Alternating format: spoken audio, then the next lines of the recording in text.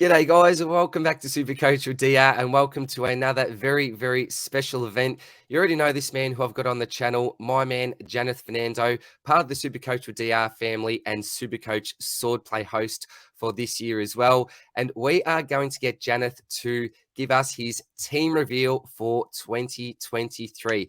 He did a team reveal last year, and this absolutely went off. So Janath, how you going, mate? Thank you very, very much for coming on again, mate. No worries. Thanks for having me on, DR. It's a bit nervy this time of season. Only a couple more days to round one. I think the team is close to locked in. I've got my locks. I've got my questionables. We'll see how teams obviously come out on Wednesday and Thursday, and make any final changes. But for the most part, the structure's set. Happy to reveal it on your channel. Excellent. Well, I'm really excited myself. It'll be interesting to see how close our teams are actually looking at the moment, mate. But look, let's get straight into this. I guess that you're going to start off with your D1 for 2023. Yes, so my D1 will be the great man from Carlton, signed a contract extension this morning, Sam Doherty. So I've gone this route. Yeah, gone this route. Multiple reasons. One of my favorite players to watch is that he's just the kind of guy that you can't root against. And if we have a look at those stats there, 35% CBAs, 42% kickouts for Carlton against Sydney in their practice match, 154 Supercoach points, just culmination of all those attributes. He averaged 130 last year with over 50% CBA. So if he goes into the midfield, he's going to get bulk points through tackles. If he stays in defense, he's going to get bulk points through uncontested possessions, chip mark. The Blues trust him. No Williams. I think it's an easy selection at D1. Fantastic. And we know that you are a numbers man, so certainly no Blues bias there. Doc is an absolute lock at D1. All right. Now, this is a tough position, I know for me personally, but Janath, who are you going to lock in at D2? So I'm going to bypass the other 600K players, which I'm not certain on, but I think it's the best for the betterment of the team. I'm going to go with Jordan Ridley from Essendon. Riddler. So I think the Riddler. He averaged 133 in the first 5 rounds of 2021, playing a very loose role, not very accountable for a man. And I think given how Essendon start their season, when they play Hawthorn, Gold Coast, St Kilda, GWS, until they get to Melbourne in round 5, I can't see them coming up against many teams that play 3 tall forwards. So if you've got Laverde, Cirque Thatcher, even Kelly, who can take guys that are at that size, I think that Jordan Ridley has the ability to play loose as he did against St Kilda, which was a bit difficult given the weather, the wind, but for the most part, 12 marks isn't totally a fluke. They look for him. Even Redmond kicked it straight to him from a kick out, the one that he didn't take. So I think he's primed for a good season. Not necessarily saying he's going to be a top 6 defender just yet, because there's a lot of good options. But I think at his price, he should go at least close to cracking top 6 with the potential of being one of the best defenders this year. Your thoughts, Thea?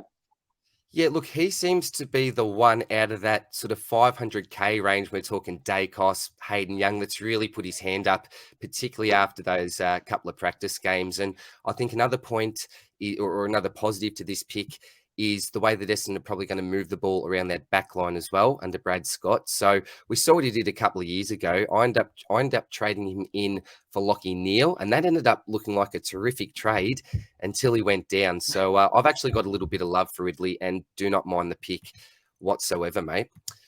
All right, D3. We going another big boy here, or we going a bit of mid-price madness? What are you going to give us here, Janath, at D3, buddy? So I may have given you guys a preview yesterday or the day before in the strategy podcast, but I think we've got to go for a mixed structure this time. So we're going to go with Elliot Yeo at D3. So Mr. Elliot Yeo. I'm not the biggest fan of him, but there's a couple of things there that I really like. 43% CBAs against Adelaide. He looked like he was in second gear, not really exerting much in terms of really putting himself out there. Kicked a goal at the end. He averaged over 100 between 2017 and 2019, playing a combination of roles as a running defender and or a pure mid. And we see Sam Doherty at 600K playing that same role, sort of.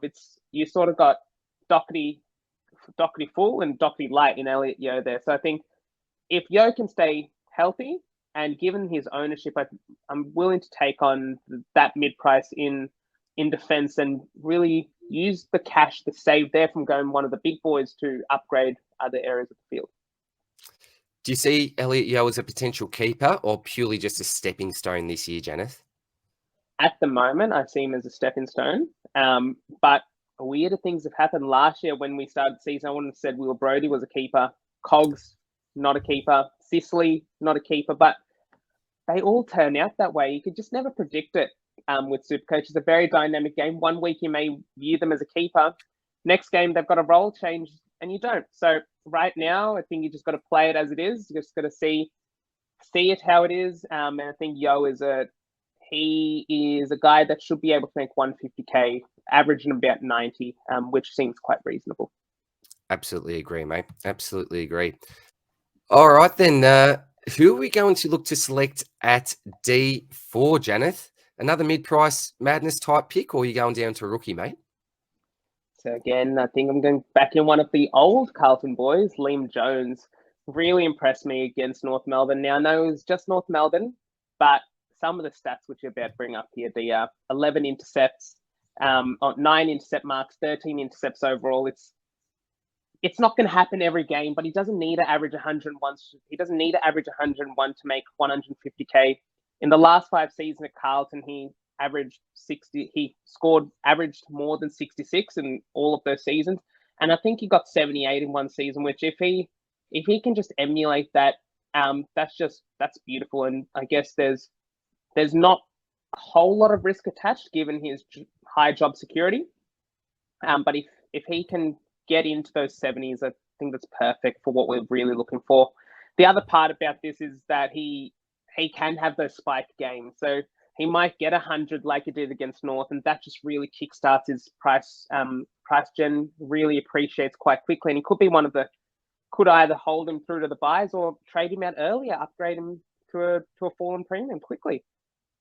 I think he's a perfect pick in that position because he should give us at least that 150k and some solid on-field points for us as well. So the best of both worlds, I think, with Liam Jones' pick, mate. All right.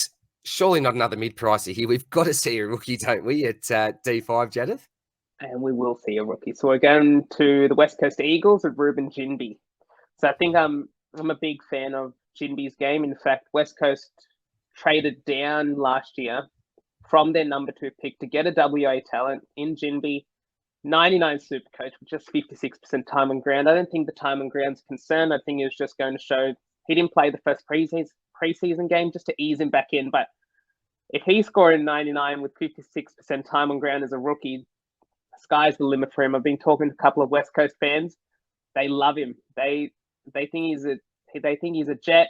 He averaged 93 at under-18 championships as well for WA, so it shows that he has the pedigree to be a good rookie for us, an on-field rookie, which is quite important. And hopefully that sort of leads way into another rookie-priced defender at D6, the former Cat, right. Charlie Constable.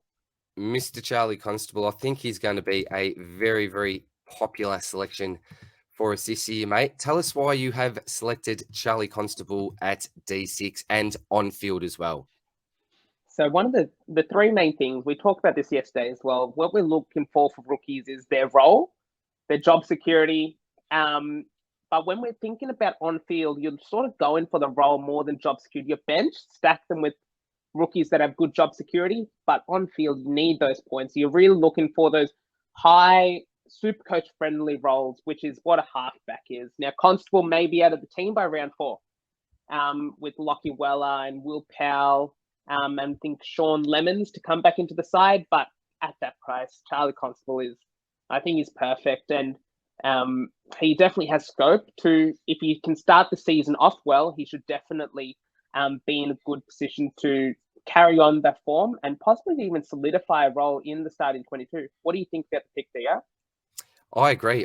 Look, I must be honest. When news first came out that this bloke was going to be playing off halfback, I didn't get it because I just didn't think he had the tools or the strengths to make that position his own. I didn't think he had the pace, necessarily the disposal efficiency, but we've seen what he can do in an inside mid role down there at Geelong. He was a great rookie for us a few years ago now.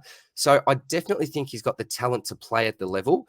Surprised that he's playing in this position, but what we've seen during the preseason so far is that he has performed really, really well. And look, even when these other blokes are fit to play, do they get a couple of weeks just to get some touch in the VFL?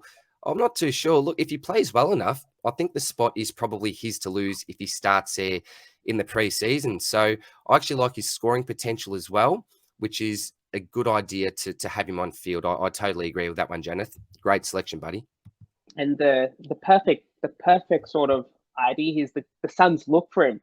You're not really expecting someone to look for a rookie priced player that's come from another club. He's not really excelled at the other club either. This is a guy that has just come out of nowhere basically into our SuperCoach calculations, but they're looking for him, and that's one of those intangibles. Even if they don't get the hand pass, the fact that they're looking for him is going to draw opposition attention, or the opposition respects him, and that gives me good hope that Constable is a player that should have a good role in the team going forward, especially one if he's taking kick-ins. That's perfect for SuperCoach scoring. Absolutely. And I suppose just added the DPP bonus. That's just a little cherry on top, I suppose, with the pick as well, mate. Exactly. All right, let's get to the bench now. So there's a few options here that you could be selecting at D7. Who have you got for us, buddy? I've got your boy, Darcy Wilmot. The Pepsi Max King. Good man. Good man. Pepsi Max King. We had a chat yesterday, and you said they want Wilmot involved in the team. He's a young guy, scored above 50 in all three of the Brisbane finals, had a decent, I want to say it was exemplar game against Geelong in the practice match, but it was respectable. Playing on a wing, you're not really expecting him to get high scoring, which is why he's on my bench here, but I think he's a good player, good pick, and really going forward, he should have a role in the Brisbane Lions team, which you'll be able to speak a little bit more on, Theo. Yeah, look, I think for me, they like him at halfback, but there's so much traffic there, isn't there? So many players that are vying for that position. So for me, and this is just my personal opinion, I think they've had to look for a way to get him in the side. Where can we actually fitting him in? And it's probably a wing role that is going to be his this year, I think. Now, there's no guarantees there, but I think they really rate him. As you mentioned, he came in for the 3 finals last year, certainly got the temperament for it. And if they didn't think he was up to scratch, you certainly wouldn't, chuck him in to the deep end in a final for his debut match. So I think this year that he spends the majority of his time on a wing and also a little bit off halfback as well. But I think his job security is firming for me by the day. I just think they really rate the kid, mate. But look, at the same time, I wouldn't be totally shocked if he was out of the side. But at this stage, I'd be probably 85% certain that he'll be a round 1 starter, mate. Perfect. Well, that's what I like to hear, because it's a risk not going McKenna here, but I just think that given his age, given the importance that he had in those 3 games for Brisbane, I think they really do trust him with the ball in hand. And the money saved really doesn't allow me to upgrade other parts of the team to players that have a better ability to overcome the points that may be lost between the McKenna-Wilmot debate there. 40 grand can be a lot, can't it, Janath? 40 grand can be a lot in this game, particularly when you're creating your original side. So, look, we've got the Pepsi Max King there at D7. Who are you going to round out your defence with? Is it going to be a Carlton boy? There's a common theme happening here, but it's not. I'm not biased here. I think a lot of people should be respecting these picks in terms of Lockie Cowan being my DA. I reckon that might be quite common, especially if he's named for round 1. My contingency plan here is Tyler Young from Richmond, who should be debuting early with Josh Gibcus and Robbie Tarrant sort of out of the team for varying reasons. Cowan's he's going to be a future SC GOAT. He's got the long kick, he's got the flowing hair, loves a good kick in. If he gets the opportunity, average 141 in NAB League. We had a chat about this in the Carlton team preview that he's going to be a SuperCoach pig in the coming years if he gets the role. And we just saw that his desire to extract the ball from underneath in that Sydney game, it may not have resulted in as many flashy players as Chincotta. But I think Bossy really likes, as he was an extractor himself, that ability to get the ball in from underneath and shovel it out to the outside runners, which is something that Cowan is more than capable of doing. Fantastic. Do you see him and Chincotta potentially playing in the same team come round one?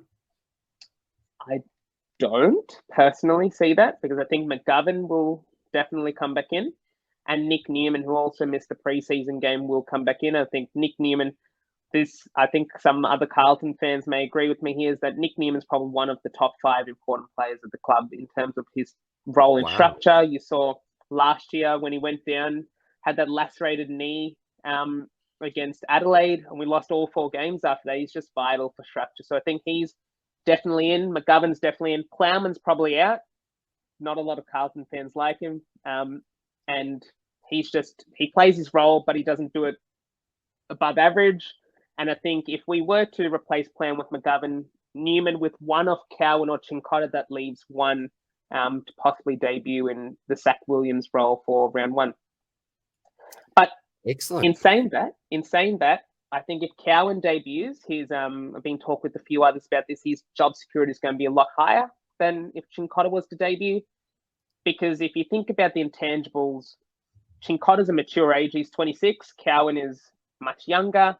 So if Cowan is given the keys to debut early, I can't see him getting dropped after a couple of even poor games. He's going to get a good run at it if he was to debut in round 1. So if Cowan is named, lock him in at D8. He's going to be perfect for a good 6 odd weeks, I reckon. Excellent. So, I think we mentioned this on the video yesterday when we talked about the 12 steps to winning SuperCoach. But if you've got Chincotta there currently and you haven't got enough money to upgrade him to a Cowan, make sure you've got a little bit of a backup plan. I think that'll be important because, Cowan has had some pretty high raps on him, I know, during the preseason. So, look, there's your defense. So we've gone with Doc, Ridley, Yo, Liam Jones, Jinby, Charlie Constable, the Pepsi Max King, Darcy Wilmot, and Lockie Cowan. So pretty balanced defense there, mate. You've got the 2 keepers, a couple of mid-prices there, a couple of rookies, and then Wilmot and Cowan on the bench. Pretty impressive, mate.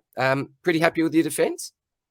More than happy, because I think that sort of leads way into the midfield. All right, now the big question on my mind anyway, Janath, is are you going to go with one of the 2 big boys in Laird and Oliver, or are you going to decide to fade him this year? They're just too expensive. What do you reckon, mate? So I'm going to go with one of the big boys, and it's going to be my boy, Rory Laird. He's I remember owning him in 2020, picked him as a defender. Was looking like a failed pick, and then Matthew Nicks decided to chuck him in the midfield. And here we are now. He's one of the first picks. He's just a brilliant player. Rory Laird, he's averaged 127, I think it's 128, in 2020. 14 out of 20 games with over 120 SuperCoach points. We saw what he did against West Coast, 151 SuperCoach points with over 70% CBAs. One of the big things I was on watch for is, does he have an attack inside to his game? And both of the goals which he scored, they were from the front of stoppage. So it was spreading from the front of stoppages. He kicked a goal from outside 50, doing that exact same thing. And it's just a brilliant sign to see champion play like him being able to take his game to another level. Hopefully he becomes an All-Australian this year. Just going to be fun to back him in each week as a vice captain option. To be honest, I'd locked him all preseason since day one, and seeing his ownership rise, not really what I wanted to see. I'd love him to be a little bit more pottish, but you cannot blame people for jumping on, mate. 4 out of his first 5 games at the Adelaide Oval as well. I think he's going to have a red-hot start, and particularly for people that aren't using a loophole, he's just going to be such a consistent captain option each week. So absolutely love the selection, mate. I'm a big, big fan of Rory Laird. All right. How about at M2? So no Clayton Oliver. I'm going to go down to who I reckon is the 1A, 1B midfield for this year in terms of who's going to be at the top at the end of the season. Marcus Bontempelli. The Bont. Pretty easy selection there. One of my first picks alongside Laird. He's just 145 SuperCoach points seem like light work for him against North. 10 clearances, a bunch of contested possessions. It just felt like every single quarter started with something of him running out of the centre square and delivering it to one of his teammates. It was just brilliant to watch. I was always high on him without Dunkley. 132 when he averaged 132 in 2021 when Dunkley was missing. I think that was when Dunkley did the shoulder, as opposed to just 107 in the 11 games with him. I say just 107, but that just goes to show how good Bont is as a player, is that he can average these mammoth scores without Dunkley, but he still got the floor, even if there was a slight role change, even like last year. But with the addition of Rory Lobb as a forward and the subtraction of Dunkley as midfield, it's all come together for one of the best seasons I reckon we'll ever see from a SuperCoach midfielder for Bontempelli. Absolutely. I love the Bont selection. Another bloke that's just been locked in my side. I don't think he's moved all preseason. There's been a few, pieces that have certainly shuffled around, but your first two selections there in Laird and Bontempelli have not left my side, mate. And I'll tell you what, Champion Data absolutely love this fella as well. As a non-owner, geez, it can be frustrating. So just lock this man in. Totally agree and absolutely love him as an M2, mate. All right, here we go.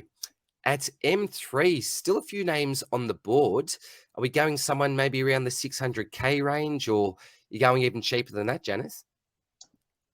Before I get to that, I just have to add one thing with Bontempelli is if you don't start him, I don't think you're going to get him. Like a couple of years ago, we talked about on the strategy podcast, you don't want to bring Bontempelli in requires so much of an investment trades-wise and who you're cutting in terms of value. It's just impossible. If he's in form, it's impossible to get him in. But back on topic, M3 has arguably been the most difficult position for me to choose.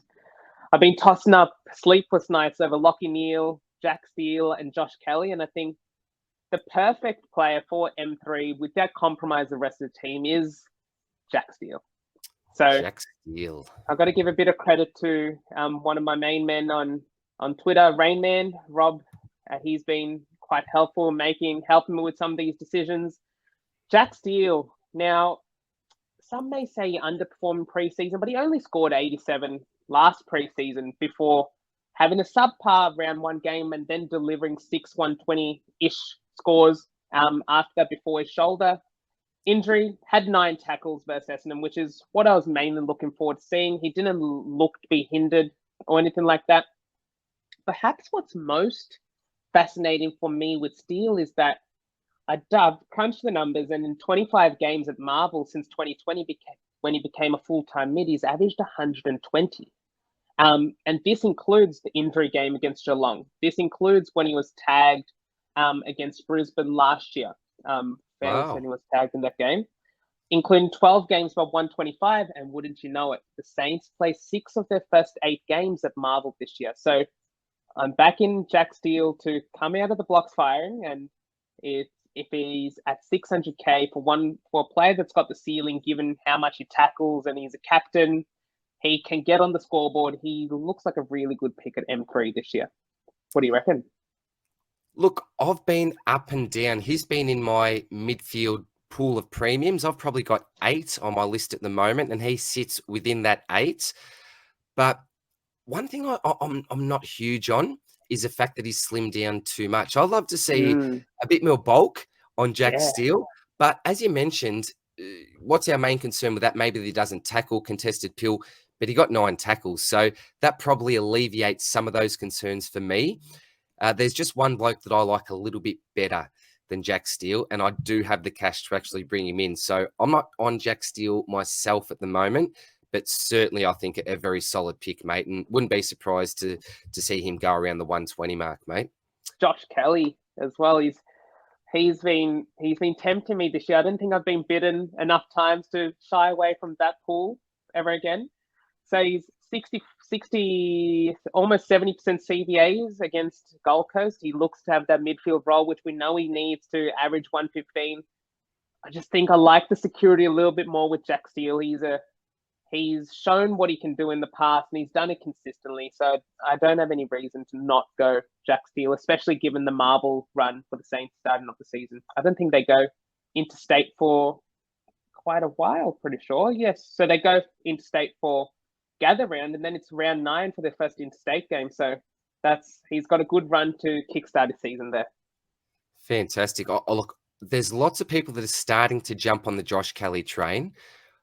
I just can't do it. I've got a feeling he's going to step on a pebble on his way into training or something, and just something around. I can't do it myself, but I can certainly see the upside in Josh Kelly. Now, before we get to your M4, there's something here that we'll quickly get up on the screen, and that's your captain plans for this year. So I assume that you may potentially be running a loop. Yes, we've got Madden there on the screen. So take us through the little table we've got here from rounds 1 to 8, mate. So what this basically I'm trying to show you is I don't like planning too far in advance, because you never know which rookies may be dropped to be an even better loop than Madden, for instance. But round 8, when I may have enough time to get in another player that I might include into this sort of captaincy mixture, like a Clayton Oliver, for instance, or a Callum Mills. For now, I'm using Bont, Laird, and Steele in my mix. And apart from rounds 2 and 4, they're in orange. They're not red. It's just the green ones, they're perfectly fine. There's no clashes between either my BC, my C, or the loop. Just with the oranges, round 2 and 4, Laird and Bont, they have games which sort of overlap, so the scaling may not have come through at the end of the game to really lock it in. But if Laird is on 125 in either of those 2 weeks, by the time Bont starts the game, he's locked in. Take the 125, can sleep easy, no need to worry. But you can see that when Bont isn't in the mixture, because Laird and Bont may have the same time, or Bont just doesn't fit in with Madden, I've got Steele fitting in perfectly in both rounds 7 and 8. In fact, in round 7, I'm fairly certain that Adelaide plays Collingwood, and Collingwood, fun fact, give up on average 8 points more to so for instance, if Laird is averaging 120, Adelaide, Collingwood, when midfielders inside mids play Collingwood, they give up on average 8 points more to that player's season average in that certain game. So if Laird averages 120, we may expect him to get 128 in against Collingwood. Beautiful. Because they are very susceptible to those inside mids going off on them, as we saw against a slightly poor Hawthorn midfield in the preseason game. Love your planning there, mate. One quick question I've got for you. What is the score that you will take from your VC? Are we talking 115 conservative, 120, 120 plus? What's a score you're happy to take? Or is it maybe circumstantial if you don't really have a great backup captaincy choice?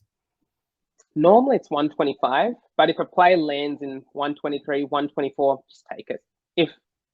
If I take the risk there, the possibility goes higher, the captain goes higher it's possible, but I'm not really bothered by a couple of points here or there. I'm just more worried about the risk that can happen, the stress that comes with, my captain has to score better than my VC, otherwise I'm going to regret it, that sort of thing. So I think you just got to follow your own gut instinct there. And also the other thing is, one of my main tips that I like to say is, this may sound sort of contradictory, but captain your VC, your captain, your desired captain. Agree. So what this basically means is, it's something that a lot of past winners have said is, go with the player. So at the start of the week, say, who do I want to captain that week? And if it's possible, given your loop situation, put the VC on them. If they fail, they failed, but for the most part, because you would have captained them anyway, theoretically they should get a score high enough for you to lock in as your VC. And then you have a fallback option from there. I totally agree on that. I totally agree, because there's nothing worse. Just say if Clary's coming up against Adelaide, for example, and your VC's even got like a 125 to a 130, you're still worried, aren't you? You're going, is this bloke going to knock out another 200? So totally agree. Go with the bloke who you would prefer to captain as your vice captain. And that way you're not so paranoid about the fact that you may potentially be losing out a few points. So totally agree with that, mate. Totally agree. And you don't need to follow the crowd either. So I see a lot of people, because a lot of people are captaining Thursday and Friday night players, that you have to VC one of these guys. Just go with who you want to captain. Put the VC on that player, and then have a fallback option later in the round and play your own game is what I'm trying to say here, is that because someone's backing in McRae to go 125 or something, doesn't mean that you also need to go with McRae there if that's what you want to do. So just back your instinct, and that sort of rolls into why I'm not starting McRae as well in that mix. One thing is that if I start with Bont and McRae, I've got to choose between who I want to VC captain in these scenarios. And I guess the other part of it is that Jack McRae, he has the role of old, but there was just something off about the game. He was starting some of the quarters, at least one quarter against North on the bench, which is something that we like to talk about, about positive scaling, where if you start quarters on the field, you're more likely to get points. And it's much harder to catch up when you're coming off the bench and you sort of have this deficit against the guys that have already started off quarters well, or started off games well for that matter. Absolutely agree, mate. Absolutely agree. Some great captaincy discussion there. Are we ready to reveal who your M4 is now, buddy? Certainly. Let's do it. All right, here we go. So we've gone with Laird, Bont, and Steele so far. I'm interested to know if you're going another premium pick here or going straight down to a mid-pricer and going with a 3 premium structure. So I'm going to go with another premium, but he's not quite an Uber yet, but I think he might be this year, Tom Green from GWS. Green Machine. The Green Machine. He's built, he's got all the tools to fully break out this year. We saw it to start off last year in the preseason against Gold Coast, 130 SuperCoach points, 74% CBAs, 17 contested possessions. It's just the perfect game to validate the pick. In 4 games without both Taranto and Hopper, he averaged 100, which is not great, but it's a good taste of, compared to his season average, that he does play better without Taranto and Hopper. And you can see that organic growth for, I think he's a 3rd-year player now. Correct me if I'm wrong, but he's definitely got the tools to really go to that next level, 110 average. I really like the pick. Even before everyone was sort of jumping on him, he seemed like the kind of player that you can sort of build this structure around. Because if you can easily go Tom Green up to a 600K, you can go Tom Green down to a mid-pricer, but I think he sort of gels the team together as one of those players that is a keeper, but he's really underpriced. So he's got the potential either to become a top 8 player that's a keeper. If it doesn't quite work out, you hold him through to the buys and you can discard him then for someone coming off their buy. So I'm really a big fan of Tom Green as a pick this year. I am also, mate. I think it's his midfield. It's Tom Green's midfield now. And we talk about breakout contenders. And for me, there's different types of breakout contenders. You could argue that he's already broken out last year, but for me, he's an uber breakout contender. So I'm talking, making his way into the top 8 mids. Or could he push further? I don't know. I'm not going to put a cap on this bloke's ceiling because I think he's an absolute beast. His game is made and built for SuperCoach. And I really think for years to come, he's going to be carrying that GWS midfield on his back. So I'm a big, big fan of the Tom Green selection. And similar to Laird and Bont, just has not moved from my side, mate, and will not move from my side unless something drastic happens before round 1.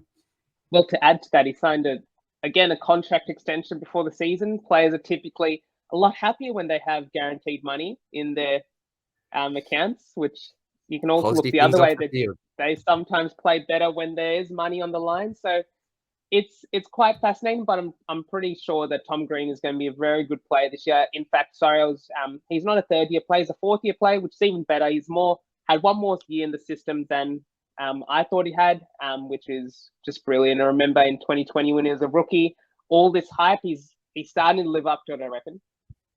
Absolutely, mate. Absolute uber breakout for me this year. Correct. Absolute uber breakout. Would love that. All right, surely you're not going with 5 premiums here, mate. Are we starting to get a bit of mid-price madness in the team now? We are. So we're going back to the mix structure we started to talk about, and we'll go with Jacob Hopper here. Yep. So I must say, to start off this preseason, I wasn't the biggest Jacob Hopper fan, given that he just never seemed to be a player that could succeed in SuperCoach, given the weighting that's done for efficiency. But in 3 straight years. Before last year, he averaged 90, and he needs to average 88 to make 150K. I think it's just safer, given his role, very high CBAs. He's sort of like the man at Richmond in the midfield, along with Taranto. 81% CBAs clearly says he is. He did look a little bit slow versus Melbourne, but I think if he's getting 93 with 9 clearances and he's looking slow, what's going to happen when he's looking like himself, right? So I think it's much. I know there's other mid prices around this price point. Jacob Hopper, Will Setterfield, James Warple. So there are other guys around this price point, but I think given his role, given his past performance, and even to a degree his ownership, I think it's a bit risky to go without him, especially if you have to restructure your team to get him in if you're not running another mid-pricer around that price point in your midfield. Yeah, totally agree. And like similar to Tom Gray, he's just got the keys to that midfield now, along with Taranto. And surely with a bloke, of his talent, with 75+% CBAs, he's got to be good for at least 90. So getting back to the ownership as well, I think this is a dangerous antipod. Yeah, I would just be going safe, similar to probably an Elliot Yeo. I think he's a very similar pick to a Yeo, but obviously in our midfields in regards to ownership, I think it's just safer to lock him in. You could go with one of these other mid-price options, but as you mentioned, if Hopper does work out, then you could be left behind the crowd a little bit, I think there, mate. Yeah. All right. And also, you don't sign 7-year contracts. You don't sign a 7-year contract if you're not going to be the man. That's a very 100%. Long period of time. This is a big commitment, mate. A very, very big commitment. All right. Who are we going next, mate? We are at M6. We are at M6. So this may surprise some, but I'm going to skip over Finn Callaghan. Okay. I'm just not the biggest fan of his role, and wingers don't normally do well in SuperCoach, and I just don't think I'll have enough cash gen in other areas of the field to make up for the cash gen potentially lost from not starting a Finn Callaghan. Now, that's obviously to be reassessed at round 3, but I'm feeling okay with not starting him because I'm going to start with Will Ashcroft at M6. The Rising Star winner for this year. Great selection, mate. Penciled it in. He must be paying short odds. I've got no idea. I'm not really a betting man, although I did put a few cheeky bucks on Josh Dunkley for the Brownlow last year. About 126 to 1, mate, if you don't mind. So pretty good odds for there. This year or for last year? This is for this year. Yeah, but I jumped on late last year when news came across he was going to be a Brisbane Lion. But only a few cheeky bucks there, mate. But I think that this bloke, I would be shocked beyond all belief if he wasn't our Rising Star winner this year. I've spoken enough about him. This is your team reveal, mate. Tell us why you've selected him. Is there more to be said? I don't think so. I think last year I was contemplating not starting Jason Horne-Francis because he had issues with his body before his first game. But there's no red flags with this kid. Like, seriously, Fake said he could have played start last year as a 17-year-old. That's unheard of. He's going to be a gun. It would surprise me if he didn't win the Rising Star. You can only see Ruben Jinby coming close, but even then, Ruben, yes.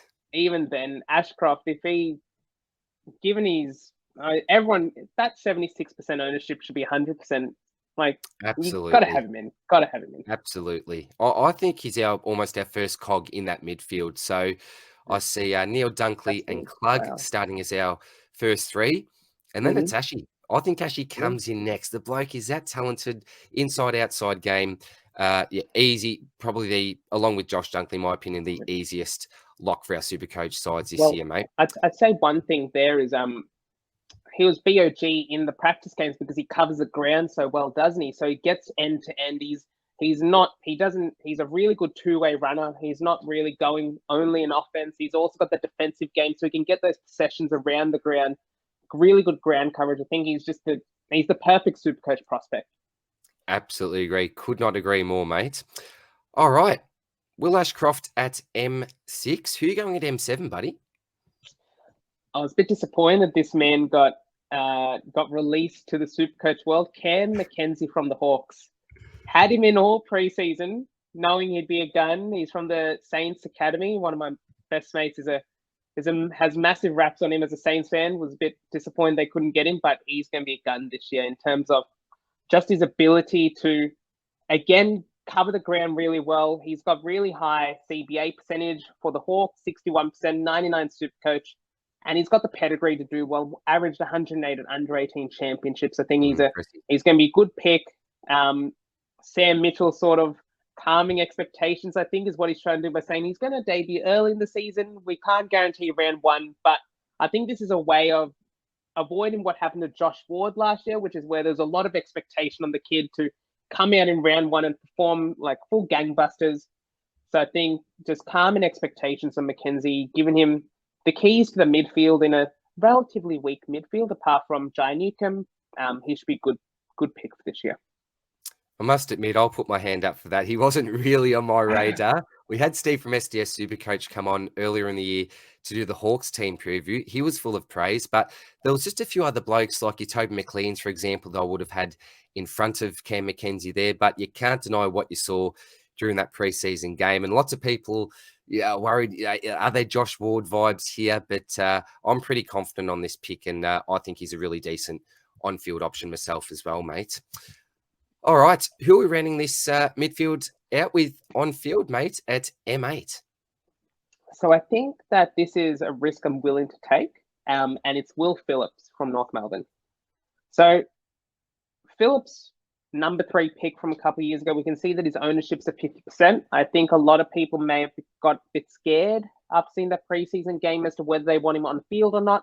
I still think that given the role, the 62% CBAs, and his low disposal efficiency of 35%, including 15% by foot, he's got an ability to improve from that score. And I'd rather field Phillips at M8 than field a forward rookie like a Sam Sturt or Fergus Green at F6. That's my logic there, is that Absolutely. The midfield rookie with the better role, even though he may have not been lights out in preseason, is someone I'd rather play than someone that has a poorer role that may even be in a better side, but it's harder to predict what they may score on a week-to-week basis. Could not agree more. And we know that he's been in the system for a little while as well. He's not a first-year rookie, but priced accordingly like he is a first-year rookie. So I really like the pick, mate. Now, lots of people have sort of moved him to that M9 position, but it comes back, and this is where I agree with you, that I'd rather have a Phillips on field rather than a dodgy F6, like a Davey Green. And look, they might get a spike game here and there, but who are you going to be more confident with consistently from week to week? It's going to be the bloke that's playing majority midfield. So I like Will Phillips at M8, but again, I don't have a problem with him at M9 either. No, if that's totally. That, you want to go. That's really important to say. I have no issue if you have a Callahan on field and Will Phillips at M9. But you just got to look at your team as a whole rather than in isolation, which is what I'm trying to advocate here, is don't just look at Phillips at M8. If you move Phillips to M9, what are the ramifications around the other positions on your field, really? Absolutely, mate. Absolutely. All right, we've got 3 bench spots to fill here. Who are you going to start off this with, mate? The Baker from the Bulldogs, Oscar Baker. So, again, Mr. Baker. He was a bit interesting that they weren't planning to play him until Richards and Crozier, I think, got injured, which does really fascinate me because he's a good player. He was in the A team all preseason long, and he clearly showed why he was in the A team, because right from the first bounce when Bontempelli got it to him from a clearance, he's just a good player. And he comes from a good system. I think that's what's really important. He's not your standard rookie. He averaged 91 for the KC Demons, who are also a premiership side in 2022.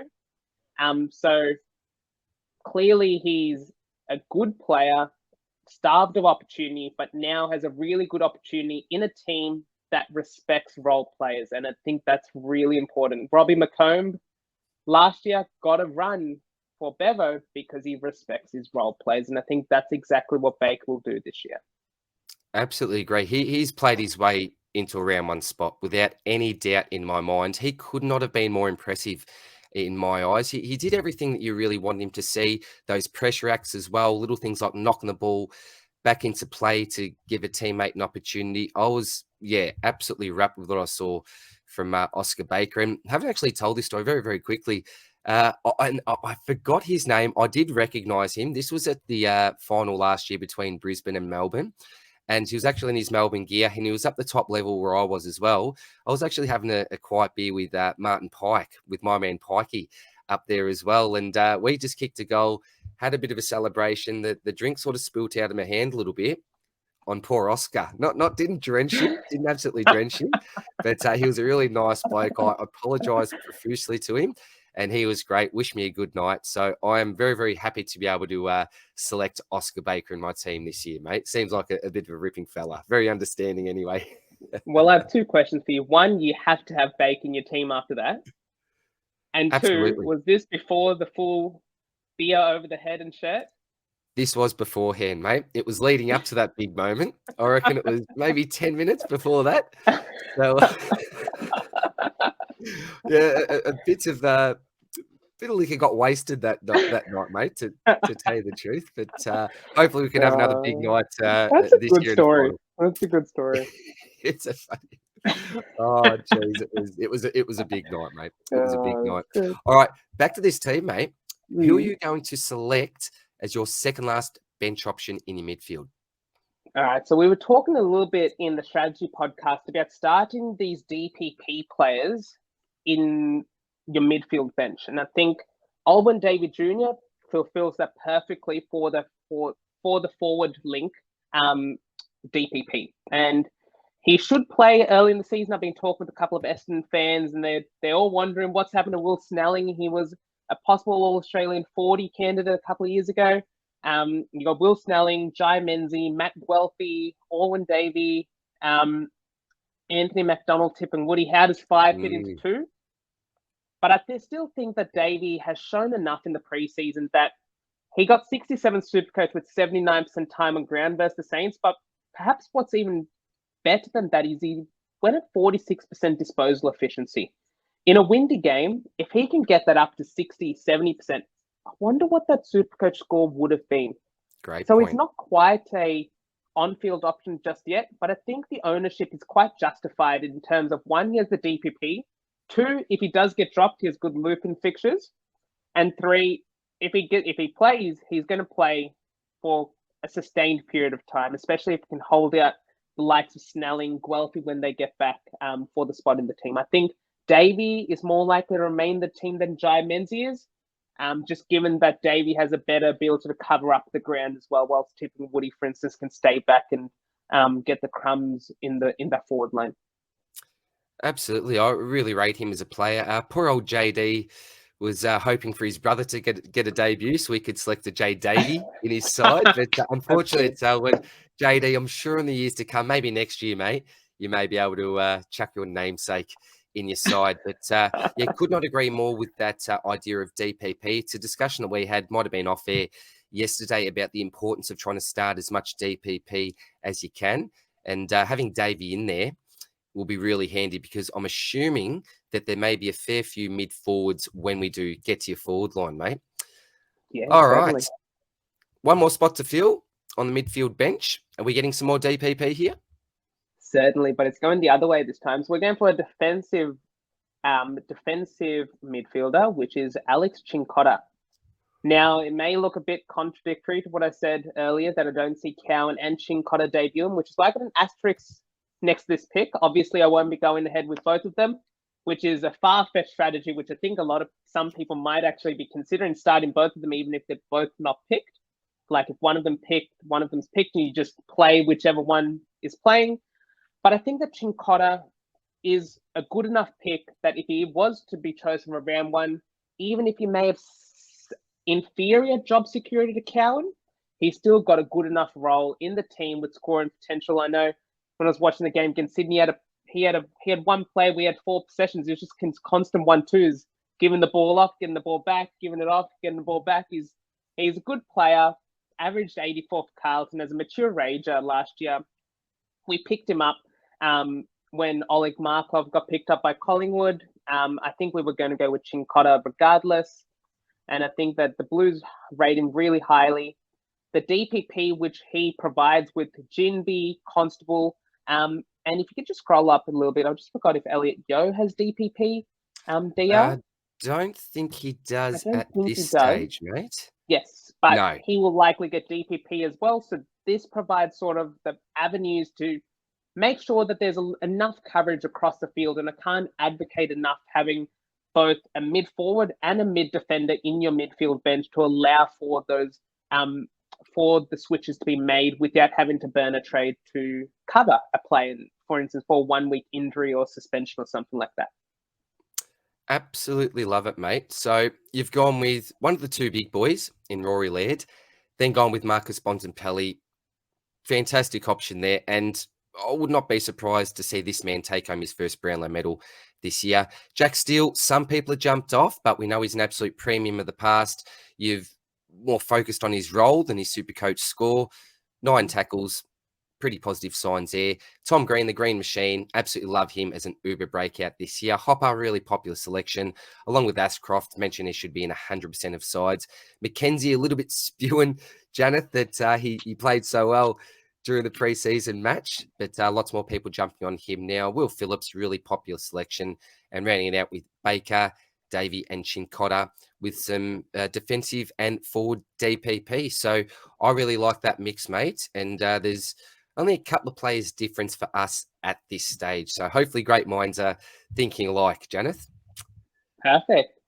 All right, mate, on to the rucks, on to the big boys here. Now, geez, this has been tough for me during the preseason. I've chopped and changed. Originally, I was looking for a placeholder at R2, but I've decided that I just need to pay up in my rucks this year. So what have you decided to do, Janath? Who is your R1 for 2023? I mean, it's been almost an impossible task. I hadn't locked in on one until the preseason games, and I think it's got to be Sean Darcy from Fremantle. Now, yes, when we have a look at his CBAs for this game, there's going to be a big asterisk, especially because Luke Jackson didn't play. Now, don't expect him to get 88% CBAs in the real home and away season, but if he gets 75%, that should be more than adequate to really get a good SuperCoach score on a weekly basis. And I guess the beauty of having a Luke Jackson in your side is, yes, you don't need to ruck all the time, but if you're not rucking, Sean Darcy just goes forward, and we know that he can take big clunks in the forward line and kick goals. We've seen that in seasons past, and that's what really elevates his ceiling. And if you're trying to go for those high ranks, you really want to be looking for guys that have that super high ceiling. And last year gave me the belief that Darcy can play a full season, which this same time last year, I was going on to you about DR, how he's come off more times than he's come back on. He's all this voodoo stuff, and he didn't even play round one. So he didn't exactly last a full season, but he himself has said this is the best preseason I've ever had. It's the first time in a couple of years he's been fully injury free, and we know how big he can go. He got above 120 SuperCoach points in about half his games in 2021. That's just what you want for SuperCoach success. You want that consistency, to be able to back in a ruckman week in, week out. Now, if I had the money, I would be considering Max Gawn over Jared Witts, especially because Max Gawn might have the potential for DPP in round 6. But again, that's just my opinion. I think Witts is a perfectly fine option for those that are a bit more risk averse and just want to lock in the consistency throughout all of 2023, which should be a top 2 ruck in terms of total points scored.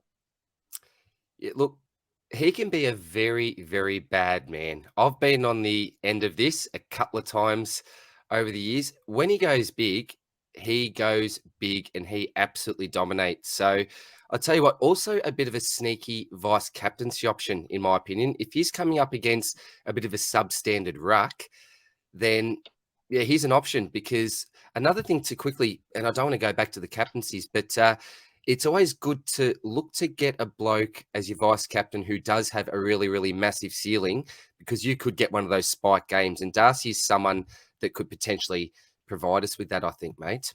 Well, I'll tell you what, Fremantle versus West Coast in round 3. If he's going up against Callum Jamieson, free money. Wow. Lock him in. I'll just straight captain him, mate. Don't worry about the bicycle. I'll straight captain him, I think. Callum Jamieson and Bailey Williams. Yeah. They probably both need to be in the ruck to take him down. That's someone getting the other one's shoulders or something, mate. Yeah. Even that, even then, I don't think that they'll be able to stop the big. I guess the last thing which I want to say with Sean Darcy is I was watching when I knew that he had to be in my team. There was one play where Sam Spitkowska's running in front of Darcy, and then behind him, Darcy taps him over the shoulder, straight in for a goal. Those are really valuable because if you guys may remember, there was a Richmond Port Adelaide game a couple of years ago at Adelaide Oval. Really tight. Scott Lysette got a tap down to, I think it might have been Stephen or one of the Mott brothers. And it was a goal. And what ended up happening, Lysette got 30 points for that hit out to advantage. Now, we're not saying to pick Lysette here, but that's the impact of having a hit out to advantage that leads to a goal. I didn't realise 30 points, and that is fantastic. Talk about some nice scaling and impact, and that's SuperCoach to win the game. Isn't it? That was to win the game. Now imagine you'd probably remember the Paddy Ryder to Robbie Gray tap. I absolutely do. Yes, that probably got 30 odd, close to 30 as well. They just impact plays, and that's what SuperCoach is really about. That's a bit different from AFL fantasy, where everything is so clear cut, and we can. It's the B. It's why you love SuperCoach, why you hate SuperCoach at the same time, because you just never understand how the scoring works sometimes. Yeah, the kernel is secret herbs and spices, mate. But look, you got to take some things with a game that we love so much, don't we, mate? Yeah. All right. I think I can pretty much just type this in. I'd be pretty surprised if it's not this bloke, but who have you got at R2, Janath? I think you can type it in, book it in. Rowan Marshall. There we go. He's clearly my number one ruck. I know in the draft we did with the DR regulars. I took him as the first ruck at around pick 20 odd, which might be a bit of an overpaid, but he's got the biggest ceiling of all the rucks, I reckon. 19 contested possessions, 10 clearances against Essendon. Draper got taken to the cleaners, 94% CBAs. It was just the perfect game. And to add to that, last year, without Ryder, he averaged 110 in 10 games, and with him, he averaged 76 in 11 games. If he's going to play as the solo ruck, he's got one of the biggest ceilings of any of the ruckmen that are there. And you can clearly see that this is quite common, the Darcy-Marshall combination for that ceiling. Now, both of them have had pasts where they can be injured, and you'll see what I try to do to mitigate that risk in the forward line coming up. We may be thinking on similar lines there, mate. Maybe thinking on similar lines there. All right, well, we already saw this bloke in the image that we had before when we were looking at your captains, and it's Nick Madden. So you are going with a loop this year. I think we covered most of it, but anything else that you wanted to talk about in regards to Nick Madden, mate? Well, if you've got the stat up, I'm pretty sure that it's 8 out of the first 13 games. Yes, 8 out of the first Giants' the first 13 games are on a Sunday. Makes him the ideal loop. Now, normally I don't start a loop. Like last year, I didn't start a loop for the VCC. I just captained the guy that I wanted to. And I guess the reasoning behind that is you want to maximize your cash generation. But I think it's more than just that this year. Because as you'll see coming up, Nick Madden isn't just a ruck loop. He's also the ruck forward. So you can interchange him between your ruck and your forward. You can use him to cover. If you have a ruck forward on your bench in your forward line, you can switch him up with Nick Madden. You can get Nick Madden down to the forward line if you've got a really good emergency forward score that you want to take. So it's more multi-layered than just, okay, I'm just going to start a loop for the sake of starting the loop. So that's my logic behind that. And willing to sacrifice a little bit of cash gen, which may, if I started Lachlan McAndrew, he's probably going to get, maximum 30K, maybe 3 games in, and he's just going to be a dead rookie after that. And I don't like his loophole fixtures, and I can't trade him out because he's only made 30K. I would just rather start a loop from a team that I want to have the loop from, which is something that you can't do with dropped players because you don't know which team is going to drop a player. And that sort of restricts you in terms of who you can VC versus who you can see, that sort of thing. What do you reckon, Dia? Absolutely my strategy. Absolutely my strategy. When we've seen your planning before with Nick Madden as a loop, and he just works out so well with your other captaincy options there. So I totally agree. And the issue, as you mentioned, with going someone like a McAndrew, he may be playing for a couple of matches, but I just don't see him playing regular senior football this year. So I'd just rather go with a 102K bloke. You're saving some cash there, and you know that he's got a decent fixture to be able to loop as well. And just very, very quick on the loophole, my high recommendation is if you are selecting a loophole player, make sure they have DPP. That is an absolute must with a loophole player. Don't get just a pure forward mid, whatever you're going. Get someone that's got DPP so you can utilize them over at least 2 lines. That's super important. And the other thing I'll add to that is a past learning I had from 2020 was I started Matt Conroy, who was a ruck from Gold Coast that was just a pure ruck. And then Sam Draper came into the mix as a rookie. So to get Draper in, you have to trade out Conroy, who hasn't made any money throughout the season. Good point. And then to trade Draper back out, you need to bring another ruckman back in at R3. But when you have a DPP, you can just make the necessary switches, move Madden into your forward line, bring in the ruck rookie that might make money over a 5 to 6 week period, and then trade out that ruck rookie, put Madden back in at R3, and then you have more money to spend that way. So those are the learnings you want to have because you don't really think about it at the start of the season, right? If you've never come across it. So hopefully you guys don't make the same mistake I did in 2020. Absolutely. I think some very, very good advice there, mate. All right, 1 line to go. We are now onto the forward line. Now, similar to your R2, I'm pretty confident that I can just lock this man in. But just in case you are going away from 68% of coaches, I'll leave it to you, mate.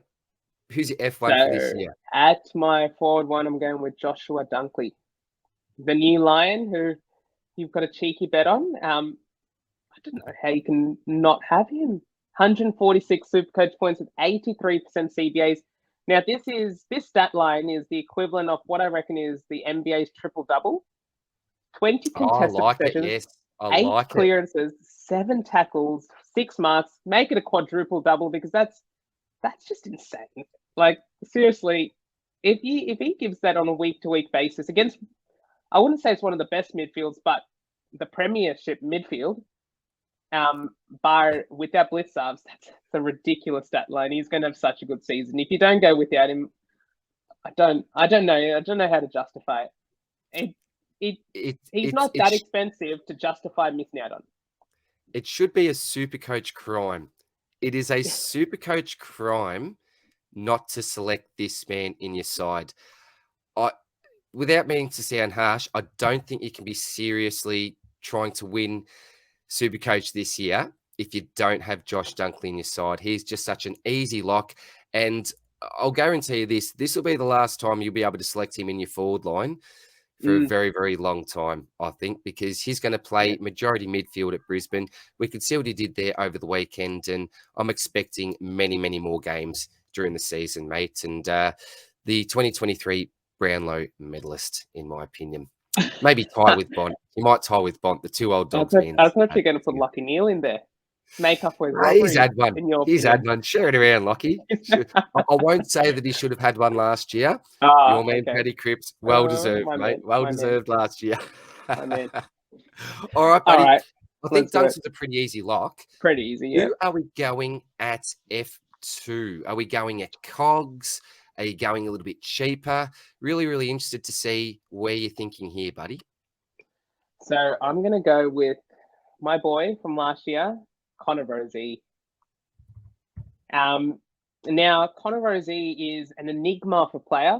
Obviously, as a Carlton fan, you just hear all about him because Kane Corns loves the comparisons, but he's just a gun. And what made me pick him is I think it was I can say the exact round which I chose to pick him last year was it was just before the Fremantle game, round 16. So he was coming off a couple of tons. He was like sixth in the AFL Coaches Association Award, and like they rate him, and there's not much SuperCoach love for him. And his first game, I remember this very vividly. He scored 2 points. He was on 2 points at halftime. Wow. Do you know what he ended up on? No. Have a guess. 98. So that's a 96-point second half. Yes. Wow. Talk about two different stories there. You can imagine owning him and the roller coaster you're going through. I think I finished 60th for the round that week as well. So it's like, this is the last game of the round. You're flying for the round, and then you've got Rosie on 2 at halftime. You're like, oh, what are you doing? What am I doing? But he ended on 98. And that just goes to show how big of a ceiling this man has. He got injured against Richmond in round 21, which is why he got a 67 that round. And then he didn't look overly great against Essendon the following week, which I still think was due to the knee. At least he played. Because if he didn't play, my team would have been cooked by round 21, lights out. And then, wouldn't you know, round 23, the showdown, 162 SuperCoach points, steps up, finished the season up a bang. And I think that's what's going to lead him into this year as just one of the best forward options alongside Dunks this year. Yeah, and what I also like about selecting Connor Rozee this year, I think there's some meat on the bone. I don't have the numbers right in front of me. This is just off the top of my head, but I'm pretty sure for the first 5 rounds last year, he only averaged around 12% CBAs. I think there were a couple of games within there where he got 0% CBAs as well. And I think it was round 6 where he came into the midfield, and albeit I think it was against West Coast, he just came and went bang. I think it was a 150 plus score there. So I think there is a little bit of value to the Rozee selection as well. And I think on potential, he is almost top 10 player in the comp on potential. I think this bloke is an absolute gun. And I think even when he's resting out of that midfield up forward, he can still be damaging there as well. So, yeah, love the Connor Rozee pick, mate. And I think he's going to be a pretty popular selection. Just to substantiate that, the first 5 rounds, he didn't have above 33. He had, for the first 4 rounds, he had 17, 10, 0, 0 CBAs, percentage-wise. And then I remember the exact moment he got moved into the midfield was at halftime of the Carlton game. And he turned that game around for Port. They didn't quite win, lost by a couple of points, but at halftime, he got moved into the mids. And after that point onwards, he had one game where he had under 40%, 45% CBAs. So there you go. He's just, with those CBAs, he's just all around the ball. He covers the ground really well. And trust me when I say this, because I watched him like a hawk last year at the end of the season, especially in that Fremantle game. But he does cover the ground really well. And I think he's in for a massive season. Yep. Possible totally Brownlow smoking if Port play well, which as a Carlton fan, I'm happy to be unbiased and say that Connor Rozee isn't better than Sam Walsh, but he's a very good player. Agreed, mate, and definitely on potential, as I said. Certainly you can't could go take Charlie home one day. You can't go if you were to say who do you want to start this team with, Sam Walsh, Connor Rozee, take your pick. That's right, mate. You're not losing out either way, are you, buddy? No way, no chance. All right, so Dunkley and Rozee, 2 terrific selections in my opinion so far. Who are you going next, mate? Is it a bloke that's just moved to the Richmond Tigers? You know me too well, DR. Tim Taranto. So I think this is a pick that a lot of people are on for a lot of the same reasons. The thing I love most about him is that with this new role, he can overcome the points he loses through clangers. So I think he averaged like 5 turnovers a game last year or something like that, but he just didn't have the CBAs for that. Now, in 2021, when he had more than 60% CBAs, the numbers were very limited last year, so I didn't really include them. But in 2021, in 6 games, he averaged 113. And we saw against Melbourne a very good midfield, probably the best midfield in the comp. 65% CBAs for 124. And again, he's just one of those players that doesn't score in one way, which is something that I really like about these premiums, is that you want guys that if they have a bad day possession-wise, can they still tackle their way to a good score? Can they still mark their way to a good score? Can they kick goals to get to a good score? With Rory Laird, it's his tackles. With Bontempelli, it's his one flash play in a quarter that gets 20 points and he's like, he's had a good game. Steele, it's his tackles.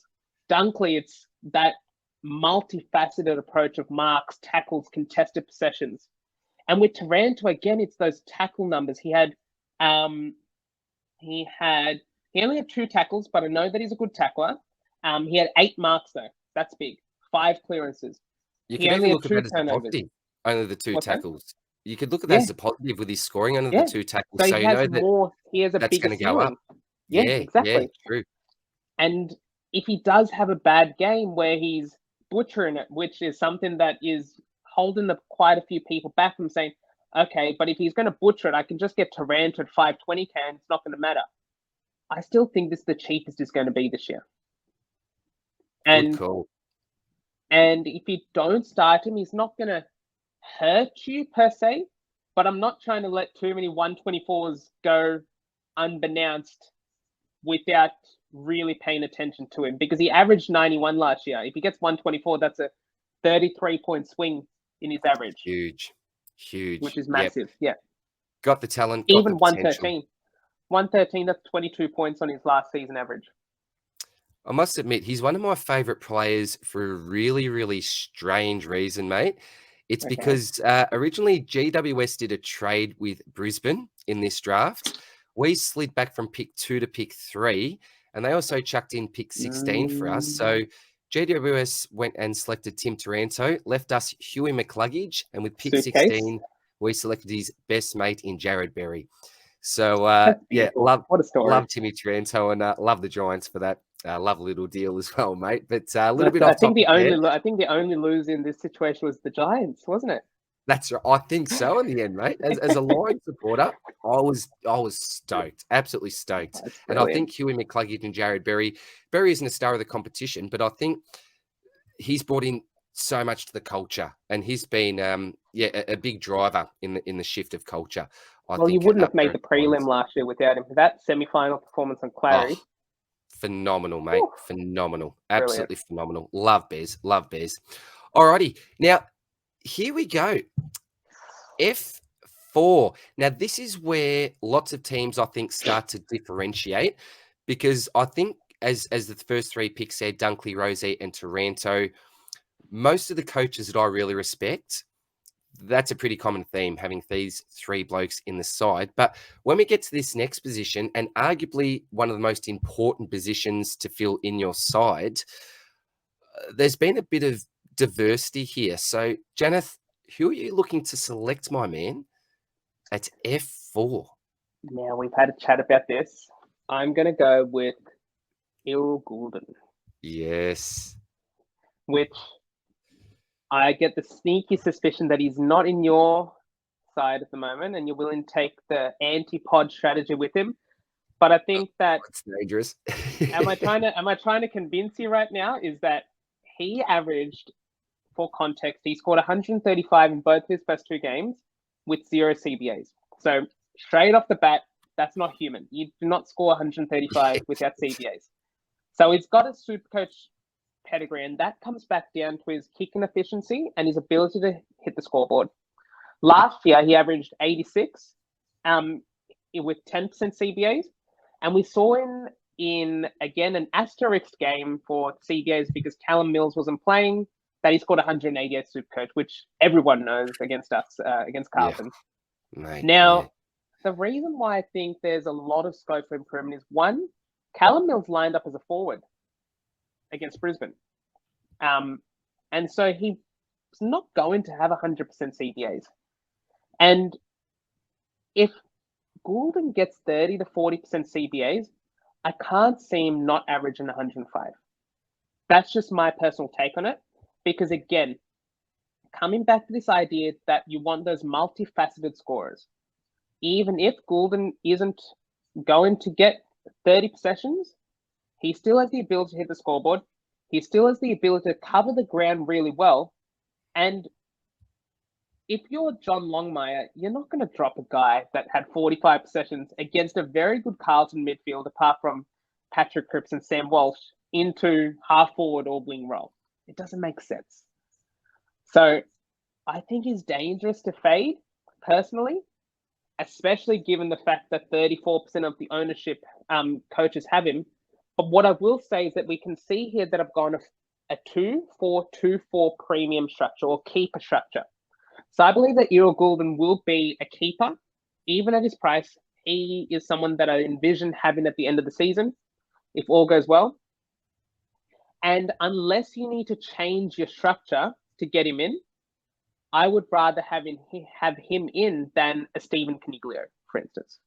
Okay. Not only does the 80K change a lot elsewhere, but I cannot see a world where Goulden and Coniglio average too much away from each other.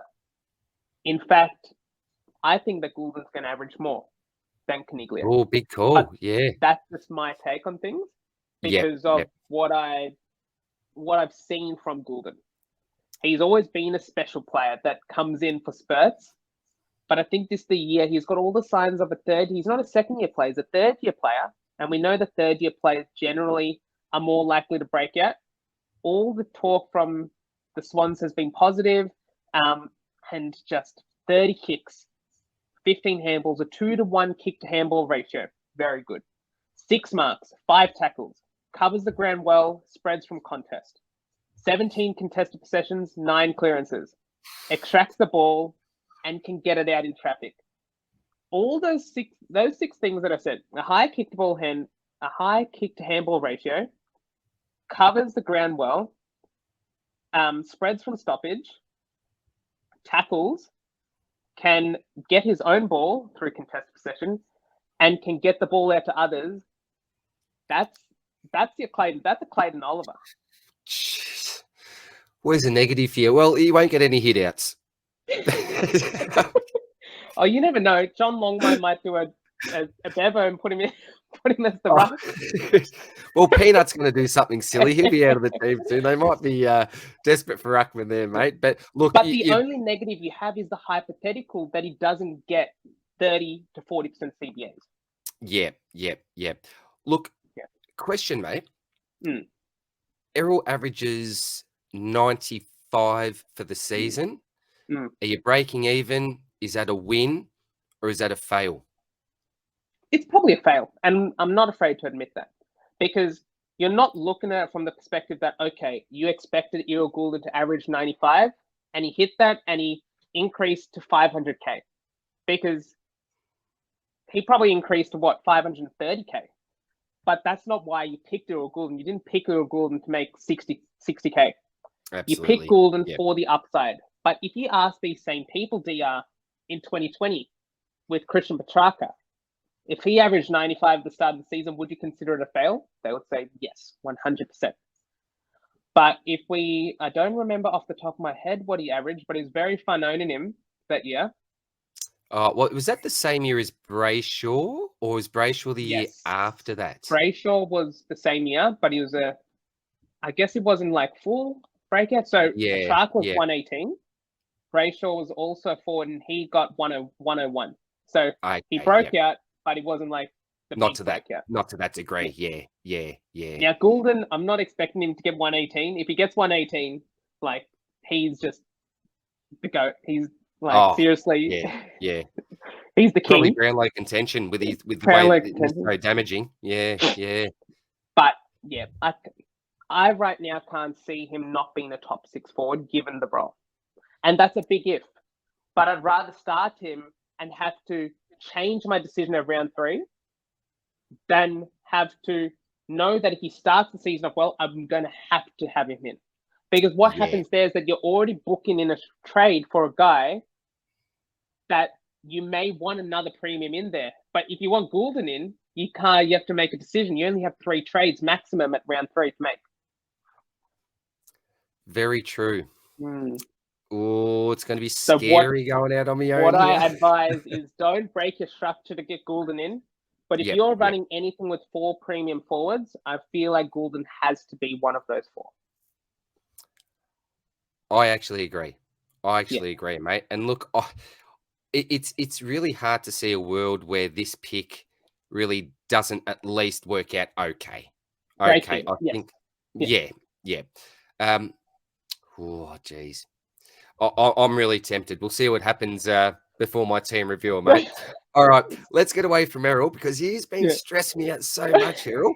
You've got 2 more slots on field, and then you've got a couple of bench spots as well here, mate. So really, really interesting now to see how far you are going down.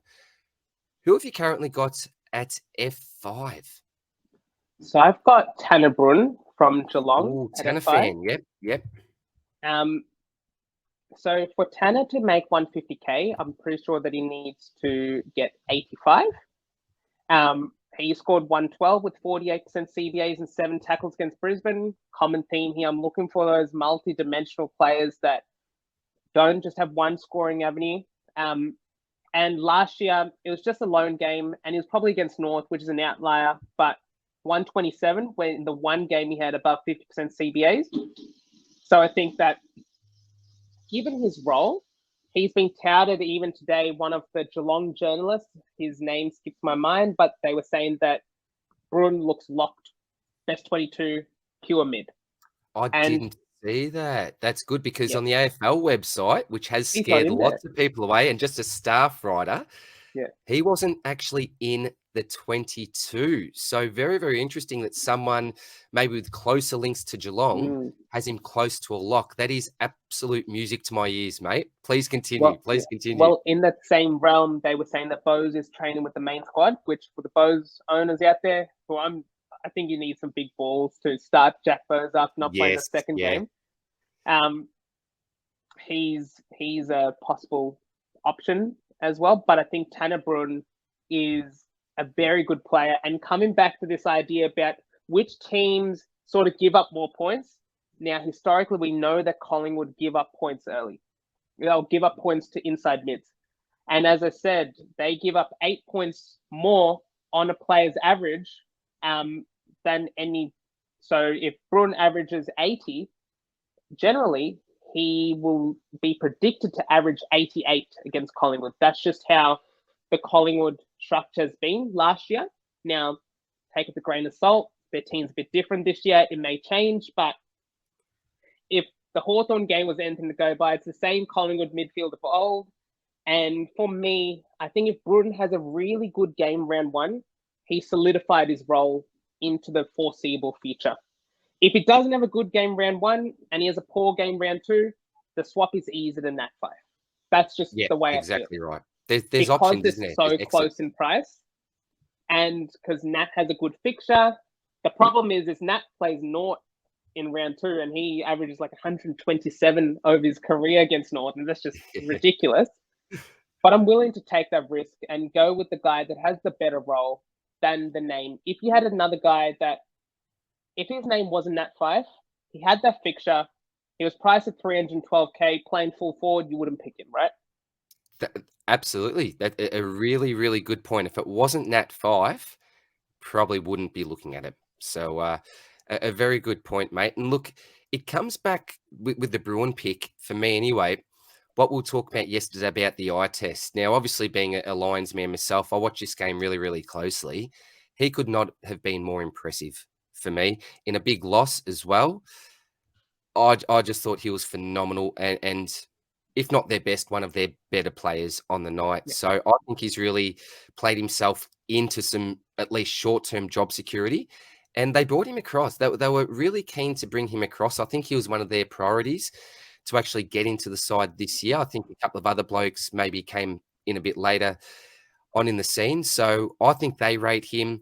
I think with Selwood gone, they're looking for that next bloke that can really have that spot for the next 8 to 10 years. And I think Bruin's a man. So, well, how about I pose you a question? What percentage of CBAs, if he's named round 1, are you going to pick him? Absolutely. 2, in round 1 and 2, what percentage CBAs are you looking for? Like, what do you expect, or what do you want to see? Well, what I'd love to see, I'd love to see 35 to 40 is what Okay. I'd love to see. Mm-hmm. Will he get that? Probably not for me. I think close to the 30% mark for Tanner He Bruin gets 40.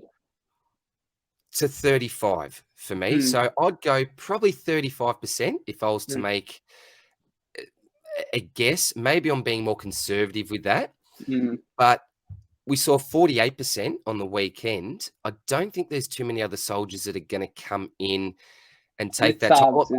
Blitzarves Yeah, is the one, like, in terms of Blitzarves. Well, look, guys that are when it missing. comes down to it, I rate Yeah. him more than I do a Parfit. I've never Mm-hmm. been a huge Parfit fan myself. Now, this may be a big call, but I liked him much better than Parfit.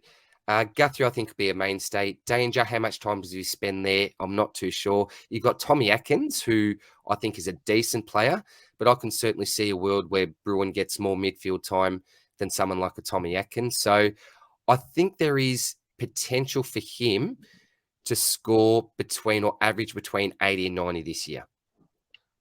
Well, let me tell you something interesting. So Geelong rolled 6 inside mids through the CBAs, which is why it's sort of skewed. Like, Bruin has 48, some guys have 60. But off those 6, so that's Guthrie, Dangerfield, Holmes, Atkins, Bruin, and Parfit. Bruin had the highest time on ground. Okay, there you go. So that goes really promising with that. And we know Chris Scott. Dangerfield in the preseason game had 61% CBAs. He actually led with Tom Atkins, the Geelong CBAs in that game, but he's not going to place. He's not going to have 61% CBAs in the home and away season. They're going to hold him back for the finals. Like, that worked perfectly last year. There's no reason to change that. Agree, mate. Agree. And that's another thing to take into consideration. There may be a little bit more of the pie there with Danger's CBAs possibly going down from what we saw in the practice game. Anyway, mate. But yeah, a bit of a, Good I suppose, chat, a controversial selection in a way, Bruin. Mm-hmm. I know people that are totally against it, like trap vibes, people that love the pick, and then people that are just still on the fence with 4 days to go. So going to be very interesting anyway, come team sheets, mate. But you can always change it. That's the thing. That's the beauty of having the boost, is he's at a price where you can combine him. If another mid price doesn't work, put them together, get an Uber somewhere. It's like, it's not the end of the world to start a mid pricer and they don't work. But if It's you always back good him to have in, him out. if you back him in, and I think I'm backing Bruin in because I believe that if he is named round 1, he will have a good enough role to score well, and he has enough scoring avenues. So it's each their own in that way, and it's the beauty of SuperCoach is those subjectivity rolled in with objectivity, and put together you come up with this overall picture of a player. Very true, mate. Well, we're both on the Tanner train, so hopefully it's going to be a pretty smooth ride, mate. Hopefully. Let's see how we go anyway, bud. All right, last on-field spot to fill. Who is the lucky player at F6 this year, mate? So I'll go with the Cheezel, Harry Cheezel. Ooh, the cheese. Now, he's just a good player. I think everyone can see he's a good player. He reminds me a lot of Nick Dacos. If he was a halfback, he would be able to emulate Nick Dacos because Wow. in his he averaged 136 in NAB League last year, so he's a proven SuperCoach scorer. Yeah. And I get the feeling that Clarkson really wants Sheasel involved, especially with our George Wardlaw there, who's like the other guy. Well, he's not the other guy, but those were like a combo package for JHF and Cadman. I forgot about him. I forgot about him, to be quite honest. You're right. There's just been no talk of him pre-season, has it? Well, from a SuperCoach sense anyway. So he's injured. So all the focus has gone to Sheasel in that way. And you don't want to have your number 3 draft pick just buried away in the forward pocket, which is what may happen with North, is that they may have a poor half. Sheasel may have a poor half. He may be on 20 at halftime. But what I trust Clarko will do is he will get that kid involved in the game. He'll put him behind the ball. He'll get him the ball like we saw against the Bulldogs. He had 10 possessions in the final quarter. He probably salvaged that score. But even in your notes, DR, when you had that YouTube video, you were talking about how two of the North guys collided. And then here he is, popping out of nowhere, snapped the goal. Out of nowhere, yeah. He's special. He's a special player. And out of all the rookies that are including Sheasel, Sturt, Green, Asava Radagalia, even to a degree, who I'm missing, Kay Chandler, all of these guys, I think that Sheasel is the only one that I'm confident fielding at F6. And I don't think that I want to sacrifice my team enough to get Sheasel up to a Flanders. Because that was actually going to be my next question. You read my mind. I was actually going to ask you, if you did have the funds available, would you go with the Flanders over a Sheasel? I will, if I was to make some decisions, I could. I don't think the Flanders is legit. I'm sorry. Ooh, I can't interesting. say he is such a good, I think he's a good player. Don't get me wrong. But he's scored basically back-to-back tons in losing efforts from historically the worst position to be as a super coach relevant option. He's playing from a half-forward flank and he's scoring tons. It doesn't make sense. And you're like, if Took comes back, his role's going to be the exact same thing. So does that mean he's just going to score hundreds again? I'm not saying he's a trap. I just can't bring myself to pick him and sacrifice having Sheasel, for instance. Well, if you're happy with Sheasel, it doesn't make sense to even look at him. If you're happy with Sheasel at under 200K, and it seems like another, I don't know how much to make at this point, but having a coach like Clarko, I think that's a small consideration to make. As you mentioned before, he'll probably want to get him involved in the game. He won't be happy with him just, resting in a pocket, doing absolutely nothing. So I like your thinking behind that, mate. Possibly a little bit of the Clarko factor could help. My concern with Sheasel is that Serha is injured to start the season. So they may have to have him forward out of necessity. Okay. But we had a chat about this yesterday. Sheasel isn't a 3-week investment in the SuperCoach side. He's a 10-week investment. He's going to, if I was doing a draft, I'd pick him as a forward at the end of it, because by the end of when he rolls back around, he's going to be a good enough player that he could be averaging 70s. So I think stick fat with him through his difficult periods. I'm still going to field him round 1 because there's just not a lot of guys for that F6 spot. I think M3 and F6 are my most difficult positions, but I think I'm happy with Steele and Sheasel in those respective spots. I'm absolutely the same. They are my 2 toughest positions to fill as well, mate. So many question marks. I'm tossing and turning, but totally agree with that, mate. Totally agree. Well, what are your thoughts on, just very quickly before we go on, what are your thoughts on having Sheasel at F6 and Phillips at M8, as opposed to, for instance, Flanders at F6 and a 117K player at M8? No, I would not like the 117 player on field.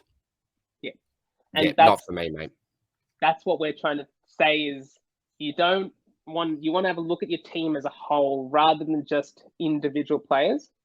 Is that if I was to sacrifice Sheasel to go up, where do I come down? And when we think about it that way, you put those 2 points, those projected averages together and have a look at who comes out on top. Agree, mate. Agree. Love your thinking as always there, Janath. All right, mate. 2 spots to fill. Who gets the illustrious spot at F7? I think we're in agreement here that we're going to go with a forward ruck, Asara Radagalia. Now, absolutely. It's not to say I love this pick. He had 49 SuperCoach with what I think is a very good time on ground, 89%, which is more to say that he's probably locked into that side, especially with Jack Henry's injury, which I think is out for like 8 or so weeks. It's the same injury from last year. Tom Hawkins, if he's back, there should be no worries because Asab and Tom are not connected anymore in a way. because Jack Henry would have been the connector because Henry goes back. Does that mean Asava comes out? But that's not the case anymore. So I think as a security blanket for two, I wouldn't say injury-prone ruckmen, but two ruckmen that have had injury issues in the past and the ability to switch with Madden to get Madden in as my sort of forward loophole. If I, for instance, want to loop Sheasel, it's perfect. And I think that's going to be quite handy for me this year. Terrific strategy and something I'm definitely looking to do as well, mate. It makes you sleep a little bit better at night, doesn't it? Just knowing that you've got that backup in your ruck, because there's nothing worse than a 1 to 2 week injury in your ruck line. Do you trade them out? They'll be back in 2 weeks. You can't really cop a donut for 2 weeks, can you? So you're almost forced into a trade there. So with someone like a Sava being able to hopefully cover even for a couple of weeks if needed, then it makes me feel a lot better having someone there anyway, mate, with that dual position status. There's one more to go. Yeah. I think I could probably get this one because I haven't seen too many teams without this bloke at F8. But let us know, mate, who is going to be your final selection in your side? I think it's the other green machine, not Toby, Fergus Green. Fergie, yep. Yeah. So I guess the reason why I like Fergus Green is I'm very strong on picking rookies with job security on the bench. They're not going to make I can't see Fergus Green making my starting team, but he's just going to chip away. He's going to be an underrated soldier on the bench. He'll chip away, get his 150k, and he'll be right for culling when the time comes around the buys. He may even provide ideal buy cover. What I really like about him is he knows his leading patterns really well. It's something because he's a mature age, he's not a rookie, so he understands where to lead. And I think his teammates really respect that and get the ball to him in that way. Which is, again, what I think is brilliant with Fergus Green. And he's just going to be good. He's a good player. Again, there's just some players that they may not get the SuperCoach points, but they're just a genuine good footballer. Yeah, and we've seen it all pre-season. This bloke has stepped up in intra-clubs, practice matches. He's done everything he can to put his best foot forward, and I think he's an absolute lock for them at R1. And a mate of Spills also. Spills also knows Fergie and reckons he's one of the biggest characters you'll ever meet in your life as well. So that also gets me over the line, knowing that I've got another character I've already got the Pepsi Max King in there. So good to pair him up with, another forward rookie. We shouldn't we? Absolutely, mate. Get Spills to get Oscar Bacon, Fergus Green on. Absolutely, mate. Well, I'll tell you what. I think that I can save this team. And let's look at this absolute thing of beauty that you've got here, mate. So 27k in the bank, very, very handy. So nothing worse is there than only having a couple of K spare. I think that gives you a little bit of extra security as well, mate, that 27k, just in case you need to move a piece here or there. So really, really like that. Doc, Ridley, Yo, Jones, Jimby, Constable, Wilmot, and Cowan. Anything that you want to mention in regards to your defensive line for 2023, mate? I think I'm happy with that. If I was to move, maybe Ridley to Cumming. I'm a big fan of Isaac Cumming this year. Yep. He's got a really good role. Just Whitfield scares me a little bit in terms of Whitfield, Ash, and Cumming all taking points off of each other. It might just be a kick each quarter. Either way, it's a bit hard to predict. But yeah, I think Ridley is fine there. Ideal world, I would like to have gone up to a Dawson or a Stewart, or probably Dawson. But at the same time, I think you can't have everyone. That's the thing with SuperCoach is you have all these guys in your wish list, but you can only have 30 players in your team. Exactly right, mate. Exactly right. I think it's a really, really solid defensive line, mate. Really impressed with that. Now the midfield. So you did go with the big boy Rory Laird, the Bont, Steele, and Green as those 4 primo picks. The mid-price are in Hopper, and then we round out the on-field positions with some rookies: Ashcroft, McKenzie, Phillips, Baker on the bench, and then you've got that DPP in Davey and Chincotta. I really like that, mate.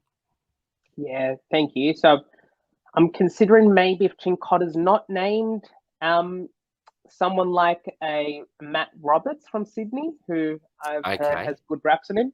But there's not a lot of midfield options, I feel, this year compared to years past. Maybe Judd McVeigh, but he's probably not a good JS. Well, I was going to mention, would you consider someone like a Campbell Chesser? You're paying a little bit more, but you're still getting that defensive mid link. 100%. If he's named, maybe Chester's perfect. Yeah. Beautiful, mate. Now, love that midfield, mate. Love that midfield. All right, on to the rucks.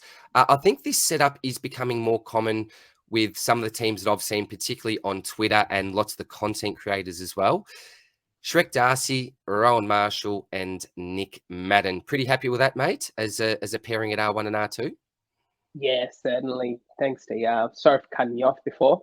But I might put the Rat at R3 for round 1, just so we can get the Sheasel green loop for round 1. Because Rat has an early game against Collingwood on Friday. So Sheasel against West Coast with the emergency, green on field, and then if Sheasel gets, probably take a 60. Get 60, chuck Madden on. And then also if my captain plays well, just give him the C as well. Beautiful, mate. Absolutely love it. Yeah. And then we'll finish off with the forwards. So we've got Dunkley, Rosie, Taranto, and Goulden as the 4 keepers there. Bruin as a really nice mid-pricer. Sheasel as the high-price rookie.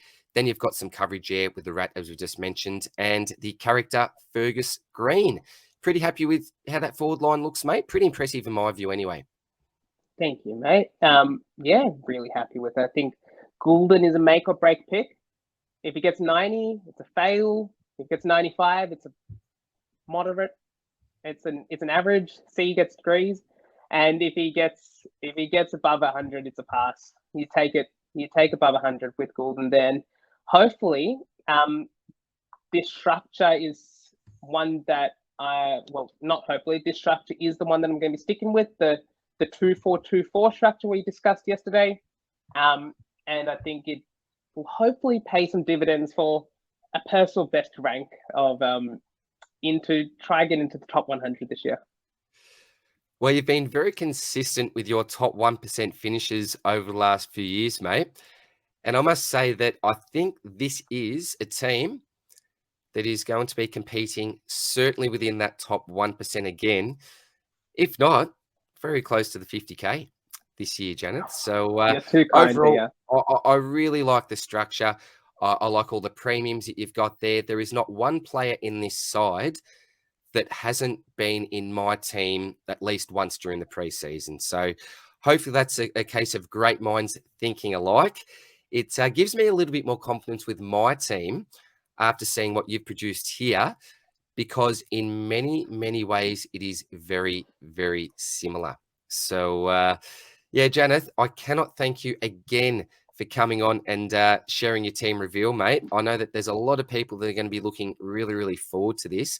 And not only do you just give us out some names, but you've got the stats there, the banners that were obviously prepared as well. Just love the way that you do your research, mate. And you've got reasoning behind every pick that you've selected in your side. You haven't just gone blind and gone, well, he seems all right. Chuck him in. You've got reasoning for every selection. And I think you can go into the 2023 season with great confidence, mate. Really appreciate it. Good to be back on the channel again with you, DR, and really looking forward to seeing what the community thinks. You guys can provide your thoughts in the comments, DM me any of the teams that you guys have, any dilemmas that you have.